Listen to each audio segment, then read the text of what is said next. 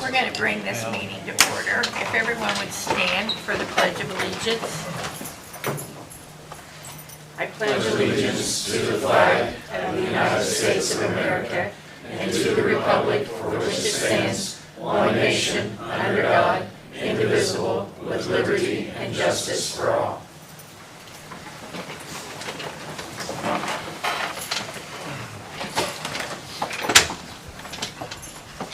Okay. We are going to approve, we're going to make a motion to approve the meetings from September 2nd, our regular meeting.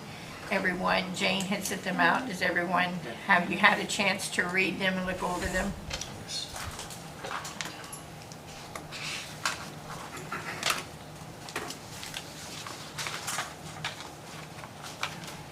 Make a motion, we approve the minutes for September 2nd as presented.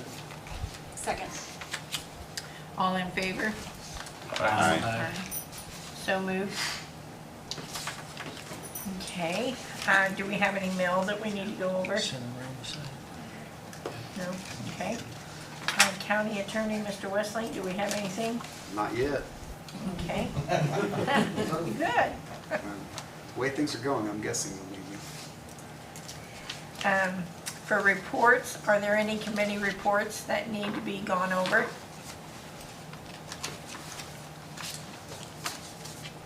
Commissioner representative? Is any one of the commissioner here? Okay. They had their meeting today. His truck's outside. Pardon me? His truck's outside. All three of them are in their office right now. Okay. We'll move on to the transfers and additional reductions. Additional appropriation to Adult Superior Probation Fund 4982 to account 30901, reimburse salaries to county general in the amount of $25,000. Yeah, Hello. This was my fault. We had a new person in that position last year, and I didn't pass along for her to pay you all. So I'm here to remedy that. One of you in your budget meetings was talking about it, and I realized I hadn't done it. So I brought the appropriation, and I would just ask that you take your money. Unless you don't want to, I'll keep it. But it was for you. I budgeted for it, and we had a new lady in that position, and now we have it in our handbook for their training. By March 1st every year, it's to be done, that kind of thing. So this is just making right from last year. Like that. Thank you. Thank you, Ryan. It slipped through the cracks, and it's one of those things that just gets rubber stamped, and I don't have to actually physically sign it, so I assumed it was done. Well, thank you.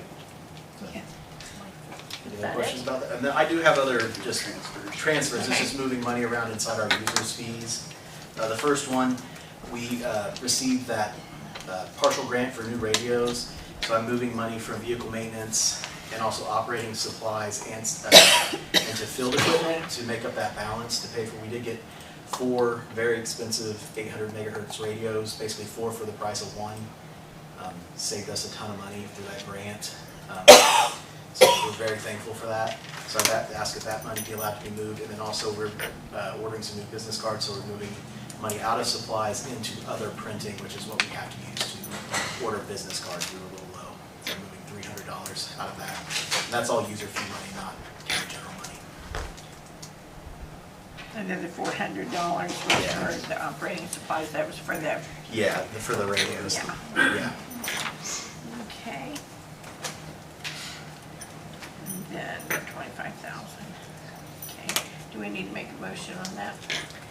Or you could wait till, do them all at once. Yeah, do them all at one time. I think that's all of them. Okay, yes. I'll make that motion. I'll second it. Second, all in favor? Aye. So moved. Thank you very much. Ryan. Additional appropriation to cumulative bridge fund 1135 to account 60033, Bridge 32 Engineering. Mr. Mackey? Yes, I've got 3 of those. The one for Bridge 32 is, we're getting ready to purchase the right-of-way for the bridge out there, and so I'm gonna need a little extra money. Not only that, let's finish up the engineering on it for the rest of the year. Because, yeah, it's gonna, right now, I'm not sure, we're negotiating with one of the property owners on that, and he was wanting little more than the appraisal value, so not sure exactly how it's gonna come out as far as the value, but at least, you know, and then the additional is gonna be to try to finish up the engineering on that for the rest of the year. And which bridge was that? Bridge 32, that's on 50 North, about less than a half a mile from where Gray Road hits 50 North, which is West 12th Street. Come out West 12th Street, 50 North. It's just kind of northwest down there. Okay. Yeah, it's going to be built in 27, so we've got to get this right of way secured.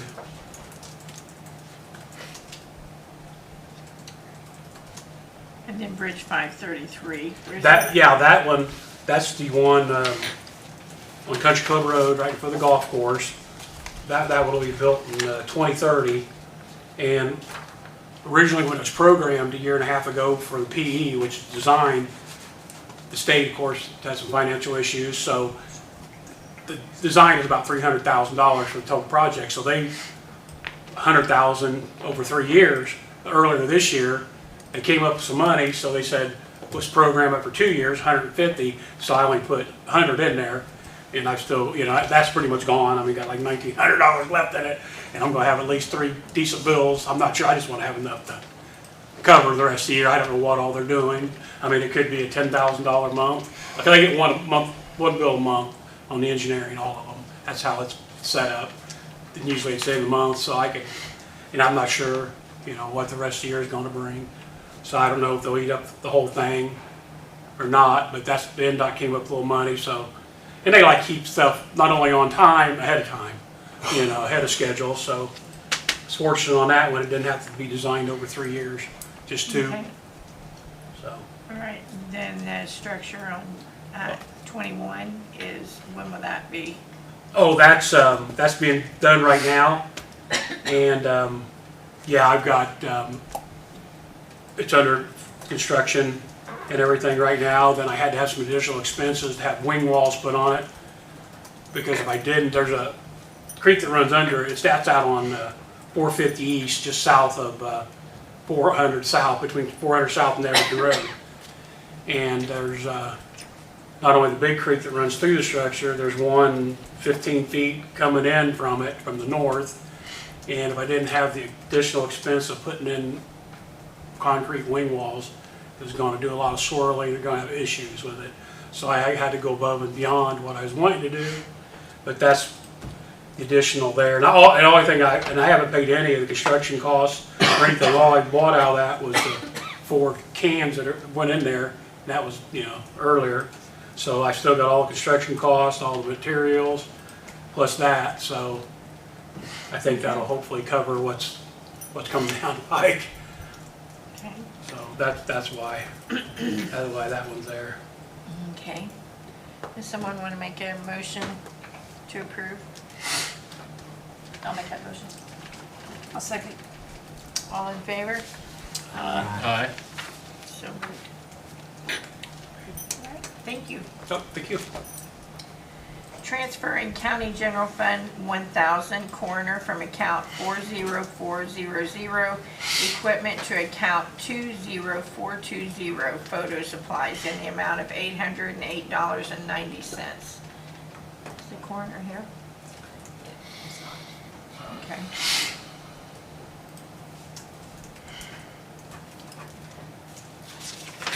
Do we know? I'm sorry. Well, I don't know that that's an explanation. Yeah. Yeah.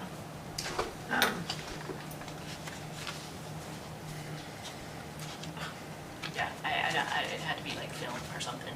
And he had it in his budget under equipment, and that's not equipment. It would be considered photo supplies. So I think that's what he said. He has no idea what he's doing. Yeah.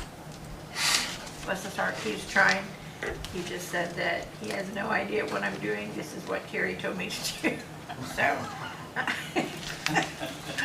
he's trying, he's new. So he needs $808.90 from his approved balance. Yes. Okay, Yeah, he has the money in his budget. Right. It's just not in the right line. right area, okay. Does someone make a motion to approve this? So moved. I will. Okay, I'm sorry, who made that motion? who was first? I think Gabe made the motion and Bob seconded it. Second, okay, all in favor? Aye. Okay, so moved. Alrighty. Okay, we've already done probation. Okay, transfer, wait a minute, let's go do this one. Transfer an adult superior probation, okay, we already did that one for the 850. We're on the lid, I think. Transfer in the lit fund, excuse me, 1233 from account 40410 tech upgrade to account 3030 services in the amount of $2,500. I'm sorry. Why I keep coughing.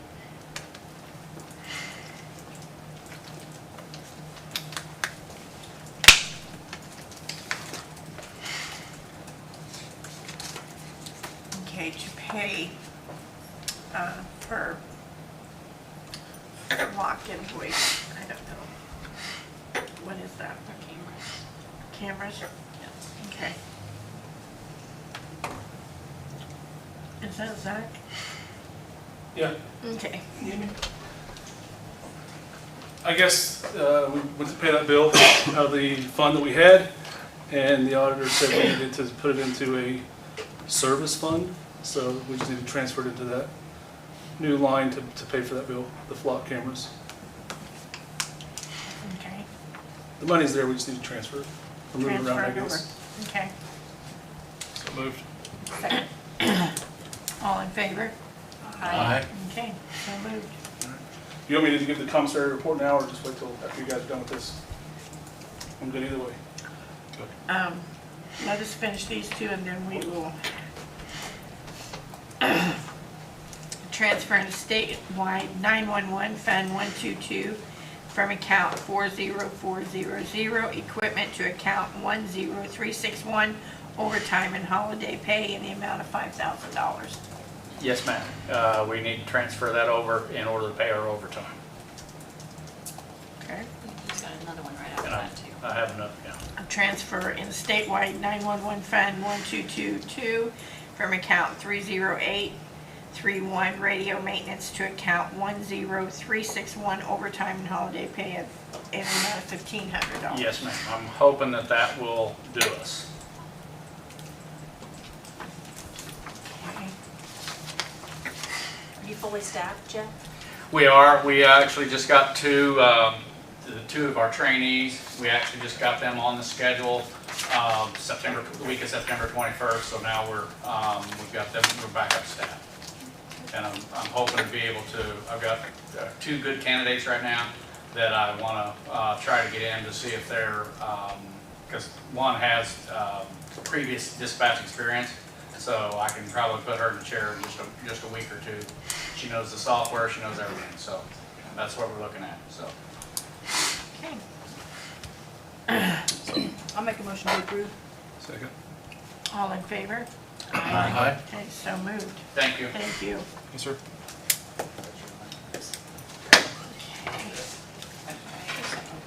I'm sorry, who seconded? I think it was Gabe.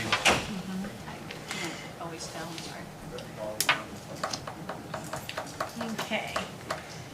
Now we are going to go on to the 144s, and we're going to start with Judge Paul Freed. Hello. Hey. As some of you may know, Ms. Keel, who worked for me for a year or so, quit. And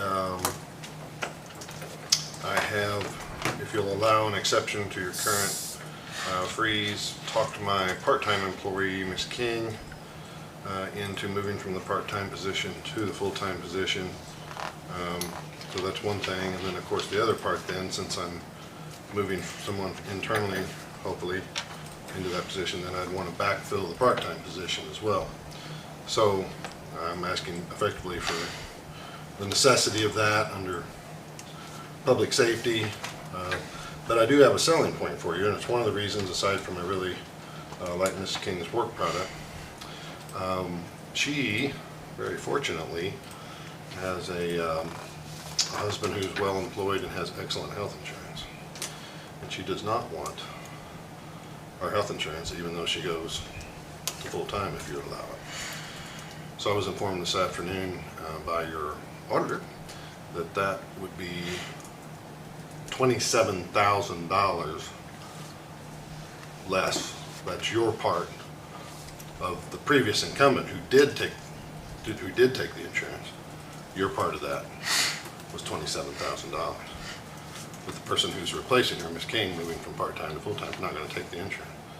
So that position will be filled at $27,000 less than the person she replaced.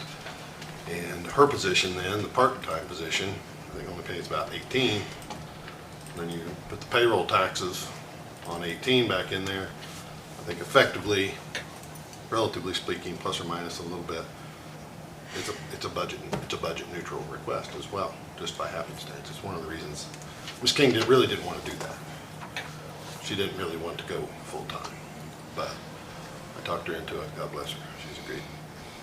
If you'll agree, she'll agree. So they're costing you any extra money. I think just worked out that way, which is wonderful. So I'd ask for an exception on the hiring freeze under public necessity of public safety. We run about 82% of the criminal cases in this county go through my court. We're the end of the line of the criminal justice system. They call it a system for a reason.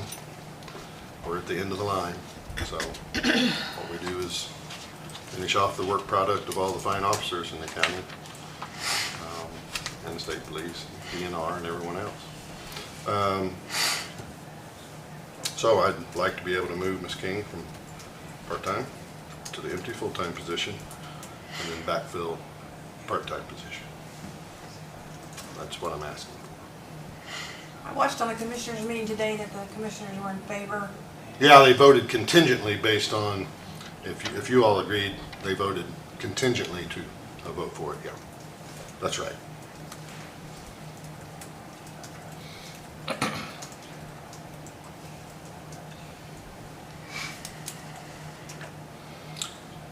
I make a motion that we let the judge for his request. Second. On this, now you will not be hiring a part-time person? No, I am. That's why I asked to backfill the part-time, moving the part-time person to the empty full-time position. And then backfill the part-time position, which then would be empty because she went to full-time. She's not gonna stay in the same spot. She's gonna move and take Ms. Keel's spot and quit, which empties her desk. And then I wanna backfill the part-time position. If I'm understanding it correctly, you will effectively be saving money from where you're at now versus where you're at a month ago. Yeah, I don't think the payroll taxes on 18,000 is gonna be $9,000. Well, even if it is, what I guess I'm saying is you had a part-time and a full-time getting benefits. Yeah. Right. And you Now already you're not gonna have full-time full-time at getting one that, point. you're going to save that no matter what. Yeah, no matter what. Yeah, no matter what. You're saving a lot more than you were a month ago. I think you save a little bit, even if you do Well, full. I'm saying he budgeted the full-time and part-time. Now full-time's quit, he's moving part-time up, gonna get a new part-time person. Right, That'd be that's what I'm okay, asking. right? Yes, sir. That's what I'm asking for. But But, saving us money in the process. but it's gonna come in, I think, about flat. We'd have to have the auditor run that, maybe you would know on your computer what the payroll taxes were for Ms. King's position last year, or you'd be out of pocket for that on top of the salary. Well, if you're hiring another part-time person, though, it would be a wash, right? Because they would have the same pay that she would have. Yeah, but the and full-time same property person's not taxes. getting health That's- insurance. Well, that's the only thing you're saving. Yeah, You're you're not saving saving it. employer taxes. Right, Did I misunderstand this right. question? No, maybe. No, I'm saying what you're gonna save in the new person on the full-time position.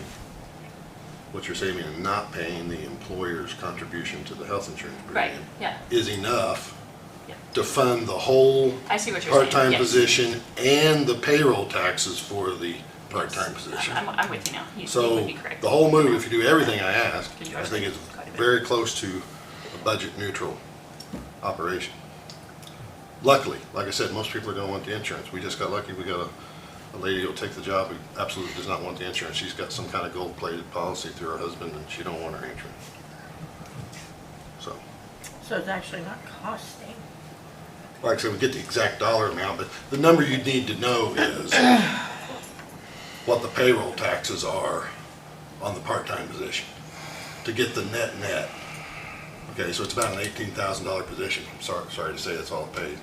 So you could run the payroll taxes on that and find out what, in addition to the salary, the $18,000 you pay for the part-time position, you also have to pay all those payroll taxes, it's thousands of dollars.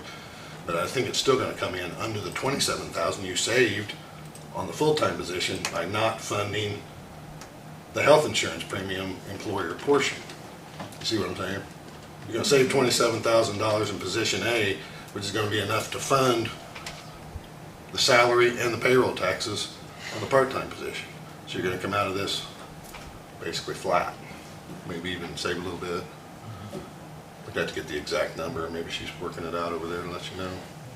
We've got a motion to second on the floor already. I was gonna say, yeah, if you guys, I mean, I can give, If you want it down to the penny, I'm sure she can figure it out, but it's going to be pretty close to dead even. I mean, you know, you can do it in your head.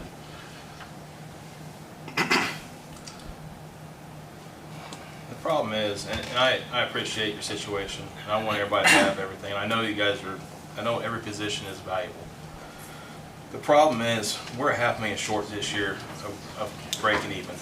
And if we continue down that path, it's a very short run before we run broke. So that's why we instituted the hiring freeze, because we have to limit the number of employees. If not, we won't have money to pay anybody. So I would be against it, just for that point that we got to be thinking long term in order to pay our costs. You know, not just today, but also 5, 6, 10 years down the road. So. Well, I mean, not to be gloom and doom, but I mean, if you watch, some of you did, I think somebody said you watched this afternoon, I'm extremely concerned about just being able to run the court. I get it. I think which of course is essential. Yeah, I completely understand. I think they all are. The problem is we're just going to get in a position where if we don't really watch what we're doing, we're broke, and that's going to be bad for everyone. So that's where I stand. Obviously, I don't have to tell you, you know what it means, but we put the hiring freeze in lieu of doing layoffs or, you know, eliminating jobs. So this right here would be the true definition of attrition, which is kind of what it's, the lesser of the two evils. Well, not really. Well, Because that might be politically the lesser of two evils, but operationally it's not. I mean, that's been staffed that way since Jimmy Carter was president, as I pointed out this afternoon.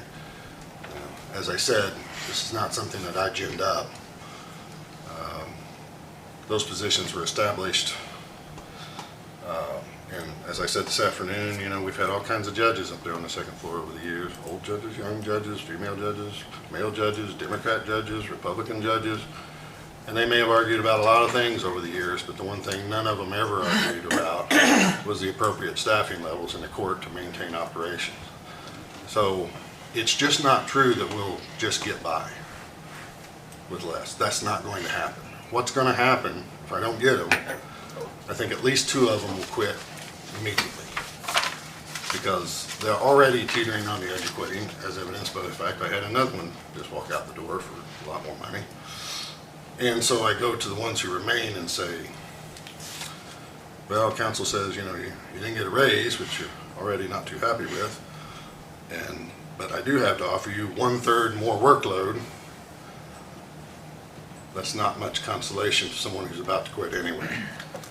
I mean, you understand, there's no magic that runs the court. I have to have the people. There's a reason why we had the staffing we did for almost 50 years. That's just what it takes to feed the bulldog. I don't know what to tell you. It's just what it takes. Judge Freed, how's your disposition rate? How's the disposition rate? Yeah, how's your disposition rate? Is it pretty steady? Yeah, I'd say disposition as a percentage of cases filed is pretty steady, yeah. Okay. And it's... Cases filed, of course, go up and down from year to year. Yeah, sure. But, I mean, it's been that way since you assumed the bench in 2015, correct? Yeah, I'm finishing my 11th year, yeah. Yeah. Well, no, it's been higher. We've had a little bit higher caseload, but the disposition rate, I don't track that directly, but my feel, in answering your question, let me tell you, I'm not looking at data for that. Okay. It's just a feel answer, is I would say we move the cases at about roughly the same speed. I'd say plus or minus 5%, couldn't be more deviation than that, I would think. Okay. And it's been that way pretty steady though, right, since you assumed the bench? Yeah, I think days pending. Is that what you're talking about? Days pending per case divided by, is that what you're talking about, disposition rate? Yeah, yeah. Yeah, I would say plus or minus 5, couldn't be more than plus or minus 10% difference. And you've had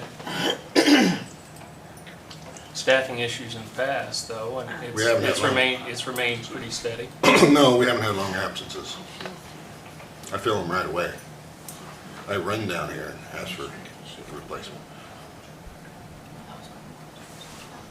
We've been missing a person now for 7 days and it's already creating a crisis. So that's not true. I've had no long periods. Except for, of course, COVID, that was a national thing. That was a separate anomaly, obviously. COVID was a completely different animal that year.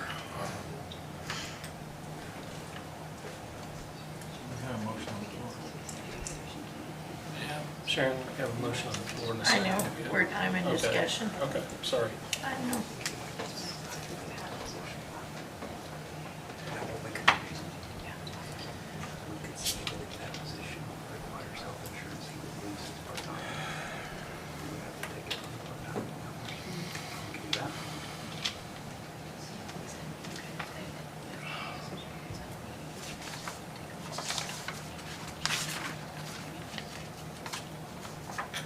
No. Okay. Yeah. So a couple things I'll talk about. One, Sharon wants me to bring up. I want to make sure my head works different. I think, I don't know. I was doing the math with it, and I think it's more 18,000 than 27,000 on the health insurance because she didn't have a family plan. For some reason, she was only. Yeah, an earlier I individual thought, plan. I was quoting a family plan. So she has 2 kids, I assume she was opting She for was the employee family. child. They- It's different than family. Oh, the full family, okay. Yeah, but it was all right. still But 19. regardless, Okay. it's still 18, 19,000. Yeah. Yeah. So Okay. the way my brain works is a month ago when she was working there and you had part-time, those 2 positions were costing us roughly 43 and 18, 61,000. His request today is 43,000. Does that make sense? So you're saving 18,000. You're saving, to me, you're saving by this transition anyway. Now, the concern is what happens if this full-time person decides they do want health insurance in 3 or 4 months, right? And Sharon originally asked, well, can we just stipulate that that position can have health insurance? And I don't believe we can because it's a full-time position. I think that's illegal. What I do think we could do creatively, which is our brilliant auditors, I think it was idea, maybe it was mine, I don't know, but It was yours. well, then it was brilliant. In fact, is you could do something along the lines, if you're entertaining this at all, since we're in the middle, you could say something along the lines of, which I don't think would be an issue, that if that position does decide to take health insurance, then the monies that would come from that would have to come from the part-time position. Which I don't think will be a problem because I don't think she'll ever try to take the health insurance. No, her husband has a job that's based on But it, disaster relief, so unless we quit having hurricanes, tornadoes, earthquakes, and fires, I don't think he's gonna be out of a job But anymore. then you kind of guarantee yourself that $18,000 save. I mean, the point was to save when people, and just by pure dumb luck, these 2 positions we are saving, no matter what you do. Just that was my thought. But if Sharon, I think you could get creative on that. I don't think you can say that one position can't take health insurance.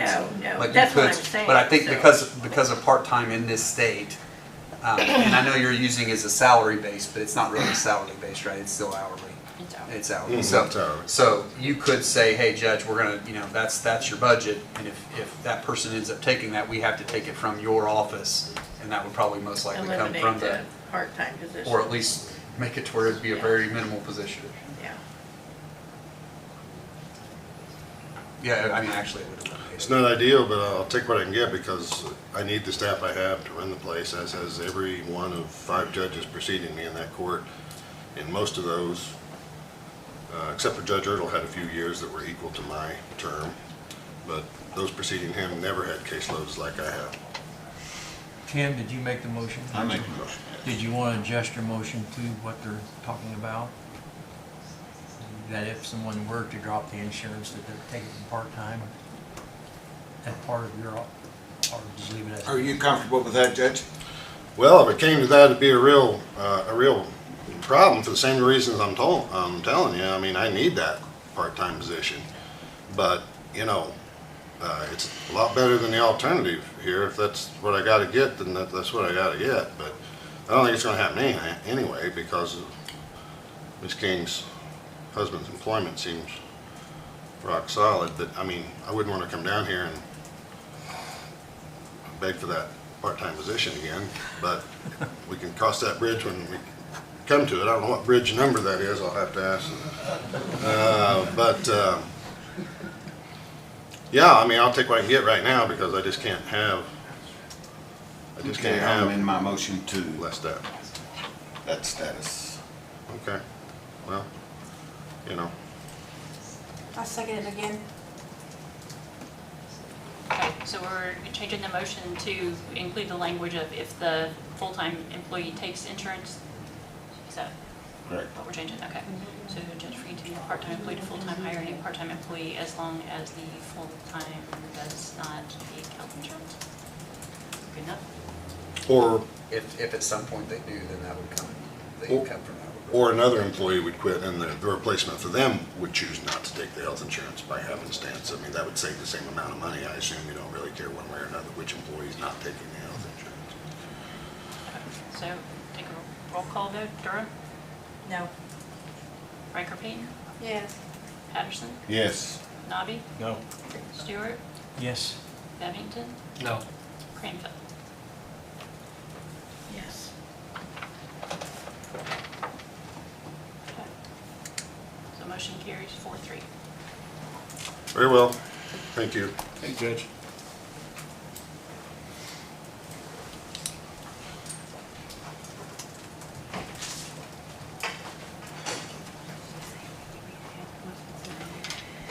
This is Extension Director Stephanie McCurdy presenting for Purdue. Thank you. I too am asking for an exception to your hiring freeze to hire an office manager for the Extension office. We do not have any administrative support in the Extension office, and we really kind of need to have that support to be able to keep the office open and continue to provide the programming that we provide to the community.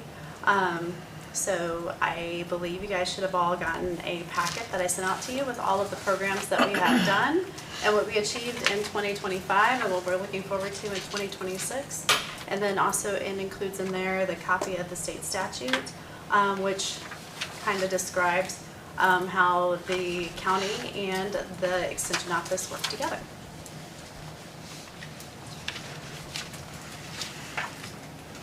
Did everyone have the opportunity to read over it? I emailed it to everyone today. Or last night. when it was- Last night. Specifically, it indicates in the first part of the state statute that county councils provide funding or appropriations for the administrative support for the office.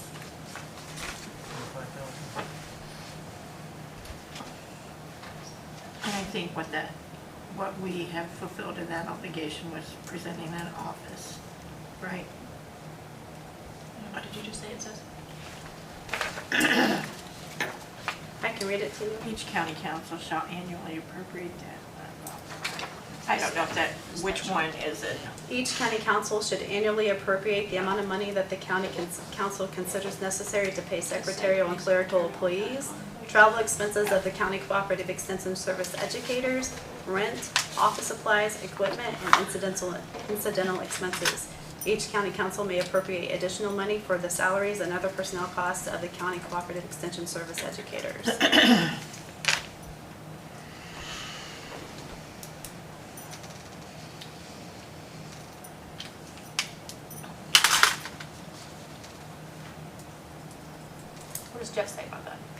Well, Pardon me?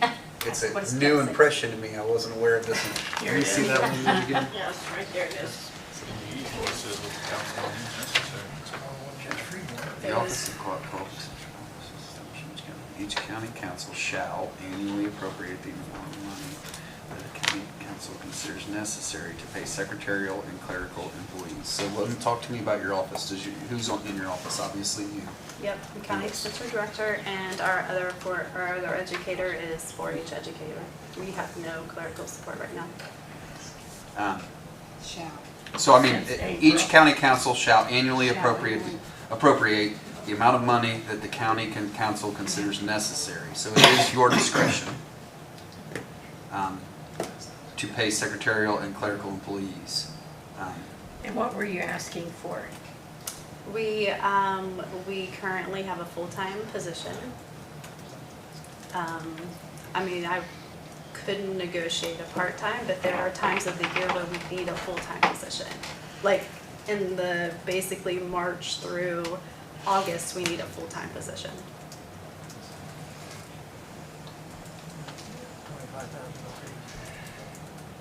So what pay grade are you talking?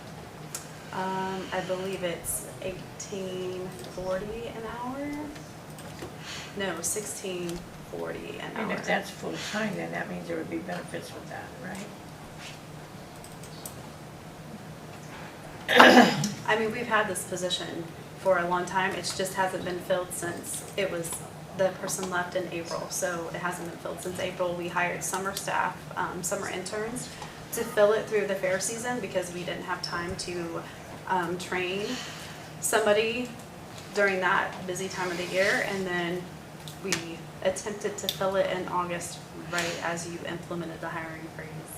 Stephanie, wasn't that the one that you had just, the day before, you told her you have the job, and then that night? Since it's under statute. That night? Yes.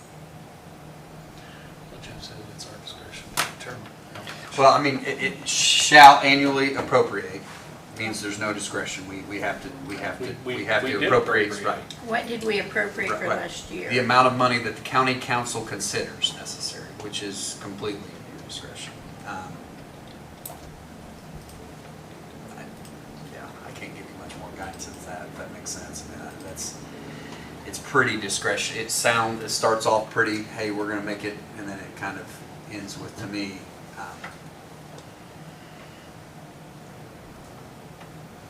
Discretionary.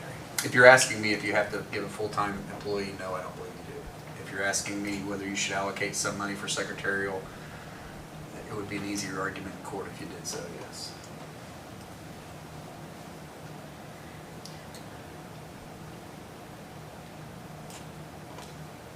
Did the other full-time employee, did they have benefits? How was that?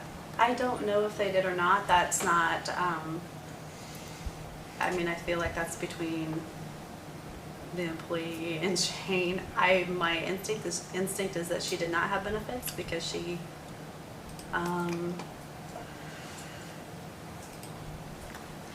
I actually don't think she did have benefits because I think she was old enough that she was on I'm like, in your retired. budget this year, you approved 29. We approved 29.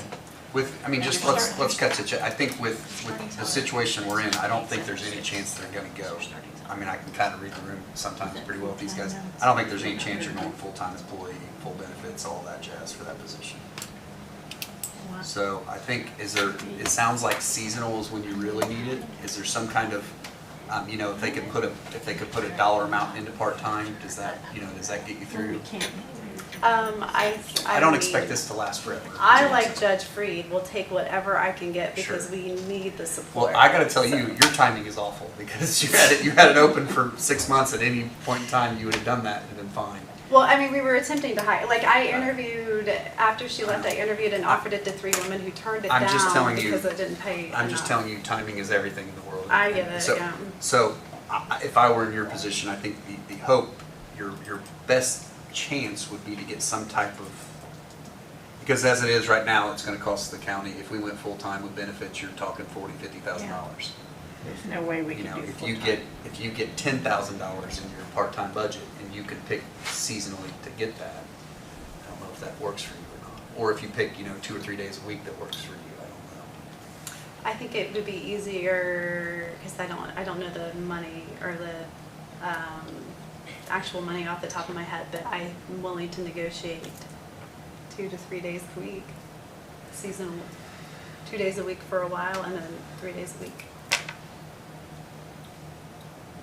I don't want to change your position, I'm just telling you, I mean, if you want to get anything, I would think that would be your. Well, we appropriated 29,000 already, and how much have they used thus far?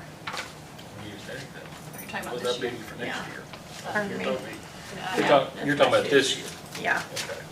because it was appropriated in the budget from, we've saved you a lot of money this year. I didn't say it would take a minute to pull it up, but. okay.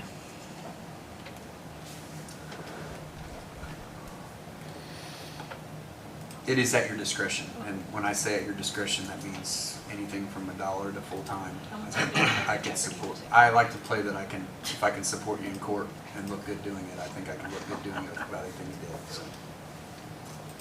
I think we need a number. Well, she's looking up to see the numbers right now. But I think when she looks up and sees the number, she's going to give you what that position paid for the 3 months we had it filled this year. And that's not really an accurate number of what we No, need, no. right? No, that's not what we're looking at. Yeah, We're well, just- the existing salary ordinance says that position pays 28,706. It's a full-time position. Like, so if you hadn't done a hiring freeze a month ago and she'd have come in here, that's what we've been doing. Was that person would start out at 28,706. So, And that was full-time, right? yeah. Now, like this year, there is, of the 29,106, this year, there's 18,000 that was unspent. Because they used the summer assistant and didn't fill that. So your interns are paid? Yes. But they only run through the summer, correct? They are, 8 weeks. What's the budget for that? It was 5,500 and they transferred from that salary line another 3,200. Okay. So, because they had to work them obviously more hours during their time. Historically, in 2012, that office was one of them. There were 2 full-time employees plus the part-time employees. And when they eliminated certain staff from certain offices, they eliminated one of the full-time employees. And then since 2012, that was just a one-person office for most of the year with a summer assistant. So, And we would normally just hire one summer assistant. This year we had the office manager position was empty and we just cannot do fair without that second summer assistant. So what did we appropriate for 26? 29,106. So it is already appropriated Yeah, for but you wouldn't need 2906. quite all of that because, again, the starting salary is only 28. Okay. But that would be considered full-time and that we would have to add benefits to that. That person would get benefits. Then that could not be possible for sure. Do you know, do they need benefits? They do not need benefits. Okay. There you go. And the money's already been appropriated. However, we're $500,000 over our budget already. So like, and it's not personal to anybody, I think everybody needs what they need, right? But like if we don't watch our P's and Q's, in 3 to 5 years, we're broke. So. But that's speculation. It's not speculation, it's math, man. That's speculation. So, 5th grade math. if we were to look at either having a summer hire, a summer intern, or part-time, I think we could do one of those, because I understand the need, I really do, I get it. I don't think we could do both. It's just kind of where I fall on that. What'd you say? So they have summer interns, right? And then if we were to go to part-time, we could have that as well, right? So that's what you're asking for essentially, right? Right. I don't think we could do both. I do see we need at least one of those because the fair time is the busiest time. I don't think we could do both of those. And I do recognize that need. So here's what happens in the extension office normally, right? We have, October, we kick off our 4-H year. We've just started, this is National 4-H Week, so we're getting our enrollments. And in March, we start really doing a lot of our club meetings. We have a lot of our project workshops. We have a lot of activity in the office. We have a lot of people coming into the office.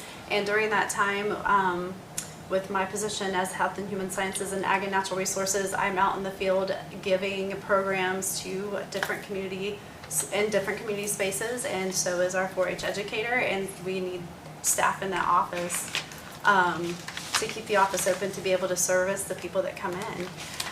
So when I hear you saying just one, if you lean towards the summer assistant, that doesn't actually help us with what we need. We kind of need the part-time person in there to cover those office hours. I don't think we can afford both, is what I'm saying.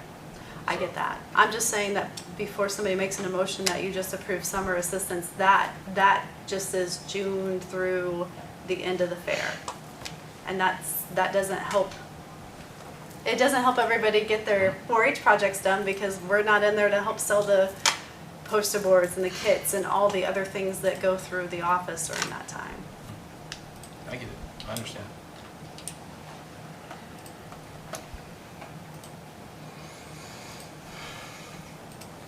So what are you asking for tonight? I mean, ideally, I would love the full-time position, but I could do part-time. That would be, for me, that would be 3 days a week.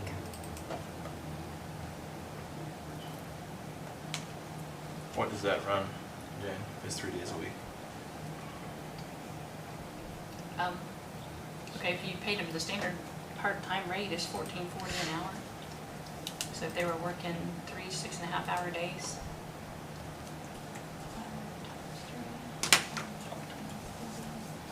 It's gonna be a gross of $280.80 a week.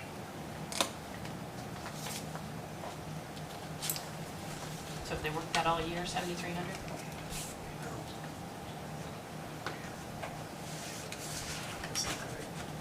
But they are offered benefits. I did 26, sorry, it'd be double that. Who said I didn't do it 14.6. either? Thank you. I did 26 pay periods, not 52 weeks. If the lawyer's correct in your math, you got problems. Yeah, well, it's been a long day. Should be 14. Yeah, 14.6. Is part-time offered benefits? No. No. Unless you're elected official. I'd make a motion for that. You do make a motion? Okay. Second. All in favor? Or do you want a roll call? Do a roll call. So the motion is to approve part-time at 3 days a week. At $14 an hour, right? Is this along with intern? No. What about the Because intern? that's already there. We need to establish. But the intern's already budgeted, is it not? He's saying I say something with no else. summer interns. This position's already budgeted as well. My motion was for that with no summer interns. 3 days per week at So you 14 So it's- hour. Okay, I'm gonna add that, hang on. Let's make sure it's the correct amount. Yeah. No So it's subtracting additional that. summer. So you would lose the full-time benefits plus whatever we had to So spend. math-wise, you're really only adding, you're saving substantial money, like kind of like we did in the previous case, because you're getting rid of $5,500 in your part-time budget now. Instead of doing that, they're bumping it up to I mean, just under honestly, I'm 15. gonna come back and ask you in March, June for a summer intern And because we can't do fair with just Hopefully one people at the person. state level have remedied their flaws and we've got some daylight at the end of the tunnel that's different. Don't count on it. They said Do they not might- count on it, but just, you never know. So, but I guess just math-wise, you know what I mean, you're only really, you're going from a $29,000 position to $10,000, I mean, is the way I look at it.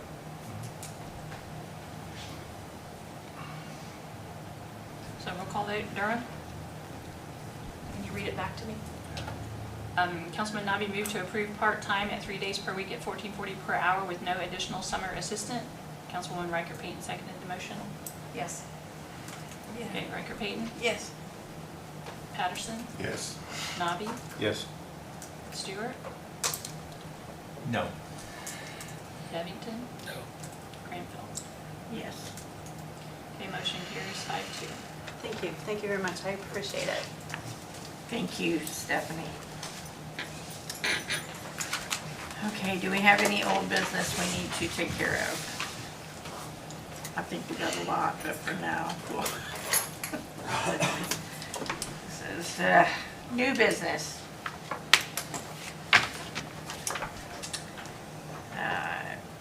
Patron concerns. Does that mean anybody? That's it, mate. Exactly, so it's commissary. Oh, yeah, Zach, we gotta do your okay. I can Go read ahead. it. I'm Go not ahead. ready.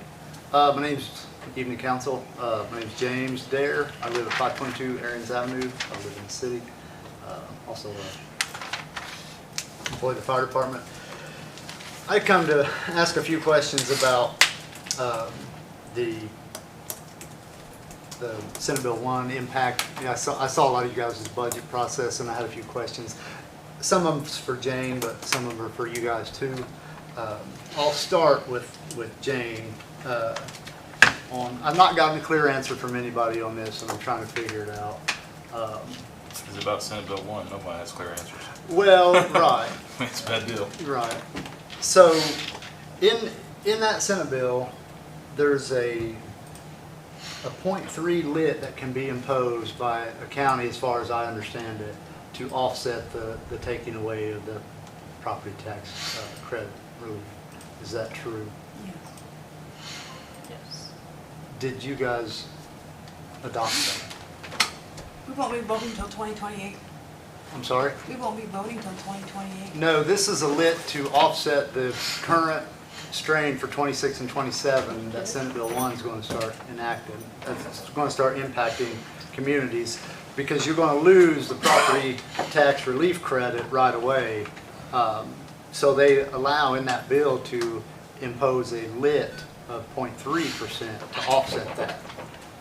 And I was wanting to know if you did that. The reason I wanted to know, because it would be my follow-up question, how would that impact the city? Would people living in the city, obviously the city's in the county, so would we pay that? And or would the city in turn, just like that public safety tax goes, as part of the expenditure rate, we get a share of it. Would that be something similar too? I asked, Adam Stone was at our meeting last night, and I asked him, and he didn't know. He's the accountant for municipalities that the city hired. So I'm trying to get to the bottom of that, to kind of ease some of that pain of because you're going to have to pay for services. I mean, I get it. The Senate bill is what it is. And you got to act as if it's not going to get changed. Do I believe it's not going to get changed? No, I don't. I think it's not going to be repealed, but I do believe they will make measures. They're not going to bankrupt every city in Indiana. Exactly. I don't, you know. Exactly. I will tell you a couple things.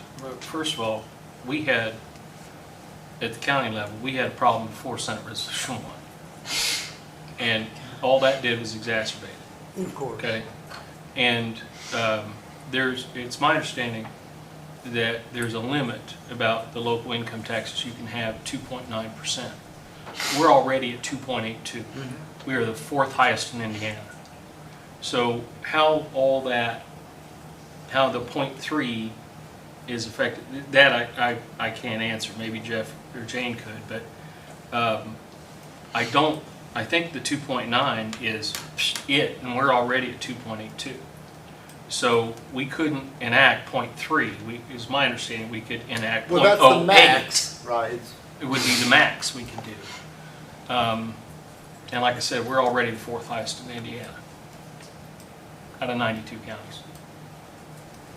Was my understanding from the conference that we have to vote in 2028 and have a new tiered tax system? Yeah, as far as I understand, all the lits go away in 28 at least. That's what Adam was saying for the most part. You got to reset them in 27. So that's a follow-up on that second question. And I don't know, I didn't get clarification if you could exceed the expenditure rate if you invoke that 0.3, because that would be a big help. You know, We can't go that past 2.9, period. We can't go past the 2.9. That's the understand max. that. Because they raised it from, see, that's what, again, I'm confused on. It supposedly raised it from 2.5 to 2.9, but which is it? Can you help me there? 2.9 is the max. The new expenditure rate is going to be 2.9. So where am I hearing 2.5? Because that's what it said in, That's what it currently is. It's 2.5. well, how are we at 2.82? Well, the expenditure rate's only part of the local income tax rate. There's like different components. So like our special edit, let's say, is outside of the expenditure rate. So the expenditure rate only includes like correctional rehabilitation, the property tax relief, certified shares, and public safety. Well, so that, I guess my question would be, then would that 0.3 be able to be put in place? I mean, that would be something I would want to find out. I mean, No. You say no? At the 2028, we'll decide if we want to put the 0.3 in place. No, the 0.3 is before 2028. The 0.3 is to offset what you're going to lose in property tax credit. That's going away, right off the bat. Am I right? I mean, according to my buddy Chad, that's what he says. And then if you look on Ames, Well, get him in here. I get that. Okay. But- I tell you, what, as we're talking, I'm trying to scroll through, like the DLGF sent out a memo, I want to say it was last week, that has an overhaul of local income tax system for collections starting in 2027.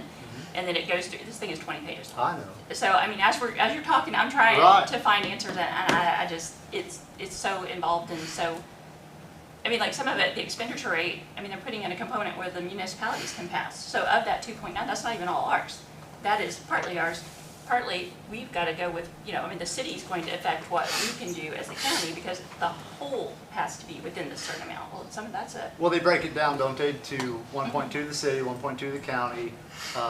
Then you have something for like libraries and other stuff for the rest of it, So, well, while she's looking that up, my other question would be, in that, being able to fund things, because the measures they put in place aren't going to make up for what they've taken away, So for fire and EMS, you can invoke a 0.4 fire limit.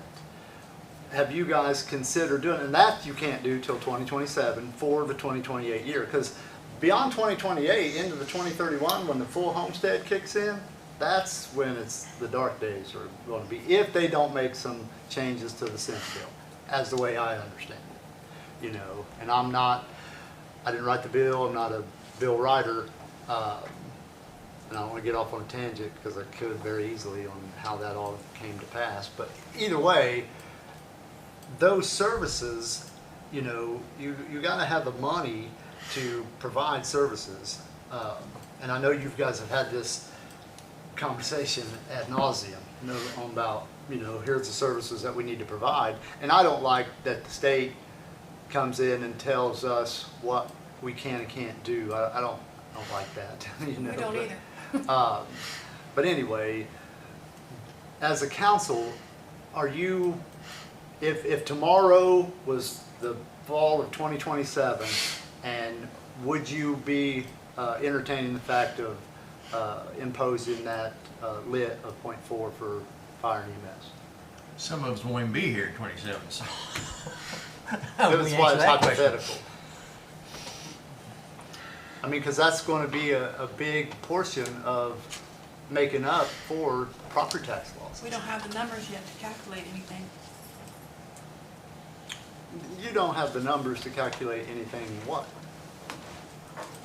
I mean, obviously, but you can make projections just like they project now, Yeah. Right. And The they said projected revenue for, if you just go on the gateway and look at the adjusted gross income of your county and then do the math by 0.3 or 0.4, whatever, that'll tell you about what you're going to get. there's too many variables.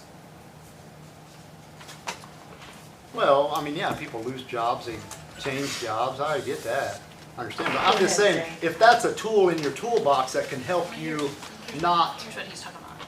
So the rate of the 2.9 can be county general purpose revenue not to exceed 1.2, fire protection and EMS revenue not to exceed 0.4, non-municipal unit distribution not to exceed 0.2, and then municipal unit distribution not to exceed 1.2. So of that 2.9, that's how That's broken down.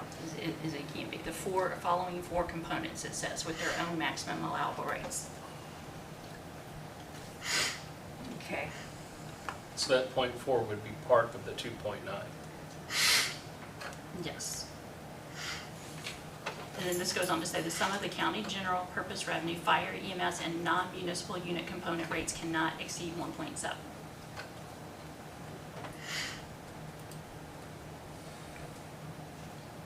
I mean, I know speaking from the city's side, what the council were saying last night, you know, it basically comes down to this. They put in a thing that they're going to reduce your income by 2/3, but then they're going to allow you to recollect a third of it back through lit. Well, you're still a third short, you know. Thanks a lot. You know, all the while, you still have to provide services, you know. I mean, and again, I don't believe that's going to stay the way it is maintained right now. And I hope that everybody here, and I'm sure you are, I know you do, have talked to every legislature, and I talked to a lot of the council people last night. There's only been a couple of them from the city councils at some of these other meetings that where these state people come down to. And I know they weren't, the only legislator there was Lindsay Patterson, but you know, Jean Lysing was a vote for that bill. I don't know, did she say she voted yes or no for it? She voted yes. Yes, yeah, because she voted Her yes. and Lindsay. And Lindsay, you know, and I mean, they have the right to vote for what they want to, but the impacts, I don't know that nobody knew what the impact was going to be. I don't think they just shoved it through. Nobody knew what the impact of 1%, 2%, and 3% was going to be either, did they? Of circuit breaker? Is that what you're Yeah. talking about? Well, I did. I knew the assessed valuation was going to go up. Listen. I knew when they put the circuit breakers in that they would just reassess your property, you know? I'm going to tell you something that I shouldn't say, but I'm going to because this has bothered me from day one. My greatest fear is that you guys all see the impact of it. The city people see the impact of it. If you're not in it and you're out on the streets, they're thinking, hey, they lowered my taxes. They won't know how much. They won't even know if it ultimately helped them with taxes. All they're hearing is my taxes got lowered. So unless, in my opinion, we're all kind of walking around it and not talking about how bad it was to vote yes for this thing, until we start making that a thing, it won't change. The only way this gets better is if there's what they feel the pressure of what this actually did. I'm afraid that to us it seems ridiculous to vote yes for this thing. Like to us it just seems like the worst decision maybe our state legislature made in 20 years. I fear that the public, the constituents that vote, don't see it that way because they don't even know. Well, nobody wants to pay taxes, Jeff. That's nobody does. Yeah, and I agree. And then the great thing is your property taxes are lowered. And I want somebody to tell me how much money they're going to save next year. Right. That's what Adam Stone from Stone Accounting Group, he said what he predicts, and this was just off the record of his words. You're going to save people $300 on their property taxes, yet they'll pay $1,000 more out of their pocket in income taxes. And that's probably what's going to happen, you know. But at the same time, you got to have services, you know. You stuff it and free, you know. There's no free lunch.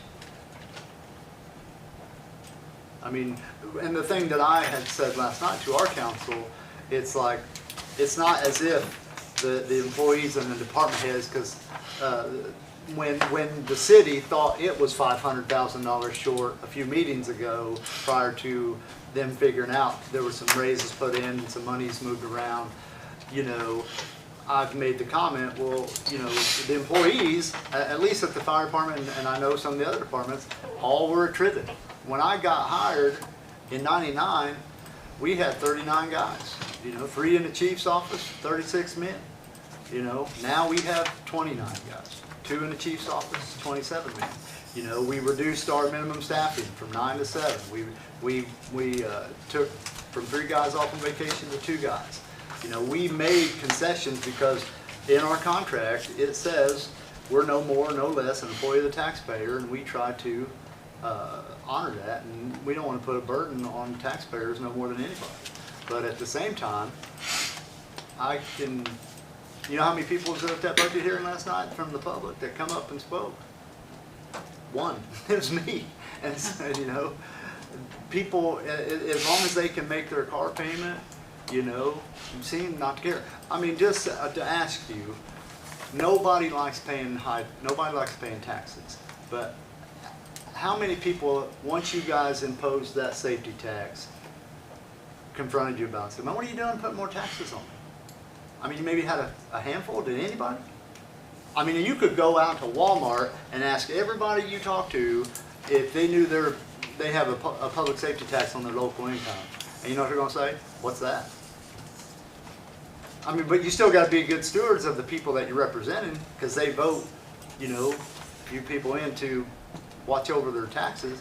And the state puts caps in, which is another thing that I think is the state has handcuffed communities like ours, because we've had good growth. We've had an assessed valuation grow from 2024, or from 2020 to 2024, over 30-some% growth. Well, you can't capture that because they cap it. You know, and then the double ding you because they put a 4% cap on the maximum levy growth quotient, and then it's even less because then you hit the circuit breakers. You know, I was raised in the 50s. We didn't have 10% of the services you got today. And you know what? We survived. We survived. You did. So this service stuff, maybe we need to learn to survive a little bit. I mean, just Well, you could preach that, but I mean, what I'm saying is the they're people that spoiled. That's the problem. People are spoiled. Well, you're right. I would say that they are used to having. They're used to somebody changing their diapers every 5 minutes, and we can't do that.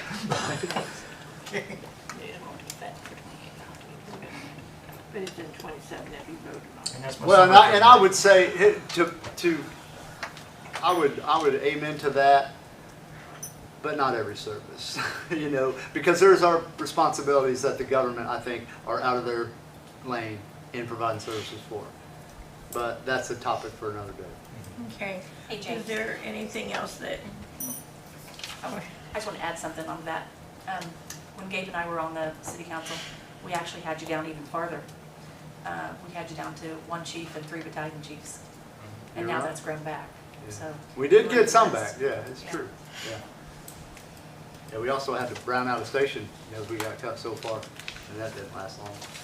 So, was there something else that you wanted Jane to? No, that's all. I appreciate your time. It's just something that I thought, you know, I want to know, is that an option to have another lit to offset this sting? You know, I mean, I just heard you guys say you're running $500,000 short. Well, a 0.3 lit, if you're allowed, you don't got to do 0.3. You know, you could do it up to whatever to cover your shortage. You know, but the one thing that I said to the council last night, a lot of the times, it's, well, we got to cut. Well, you know, those are never popular things to do, but sometimes you have to. I get it. When if you don't have the money, you know, like if I'm running low on funds, I'm not going to pay my Netflix bill and neglect my water bill. You got to start making the tough decisions. You know. And if you call your legislators, you know, to say, hey, these are services that people think that they want and they want to have them, you know, I don't know. That's all I got. But I appreciate you. Thank you. Thank you. Have a good night. That's a good question. Zach, you want to go ahead and do your? Yeah, I just got a real quick commissary report to hand to everybody. Pass those down, Jane. I got one for you, maybe. If you have any questions about it, again, the state says I have to do this every 3 months just to present it to you because we got some sheriffs that do some bad things. So here I am. You guys get to see me every 3 months. Basically, just telling you what we've spent this on. It's mostly for training, uniforms, things for inmates. It's just an accounting of what we've spent. June, July, and August. If you have any questions, I'm here for it.